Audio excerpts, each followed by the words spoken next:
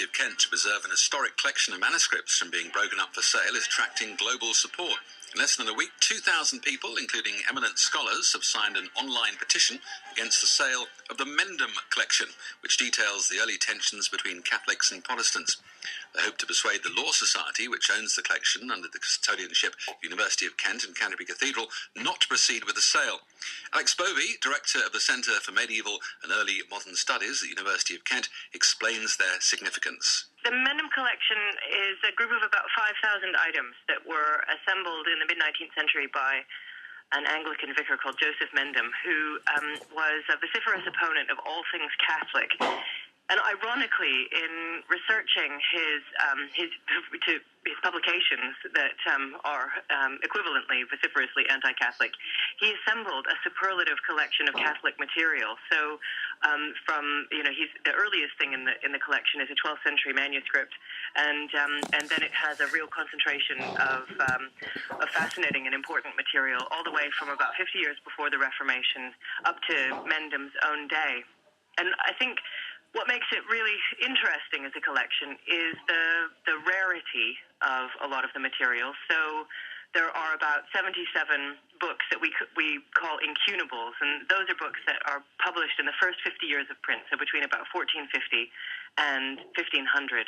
And of those, there are 7 copies that exist nowhere else in the world, so they're completely unique. But it's also its kind of character as a collection that makes it, I think, really interesting for scholars, because it's a reflection not just of the kind of history of Christianity in England and on the continent in that period, but also of a lot of debates that were current in England in Joseph Mendham's own day. Why is it so important to keep these papers here in Kent? Well, I think I would say first that our ambition, at least within the university, is principally to keep the collection together and publicly accessible.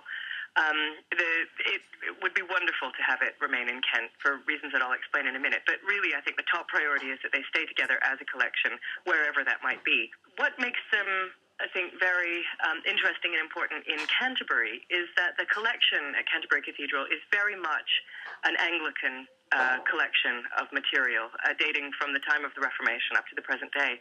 And so what is in the Mendham collection is a wonderful kind of corollary to what we have already in the city, providing, this kind of weight of material that deals with the Reformation on the continent, but also the Catholic material that Mendham was so expert in gathering together. And so, to have it in Canterbury is a tremendous asset to us.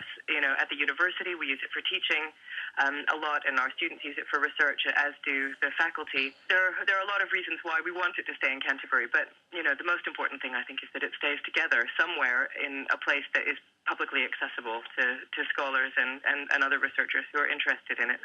And you've had a petition going, haven't you? And there's been quite a staggering response to that. The reaction to the petition has been phenomenal. It has exceeded my wildest hopes for it, really. I mean, when I started it, I thought, maybe aim for 1,000, and then when we get to 1,000, we'll print it out and we'll send it to them.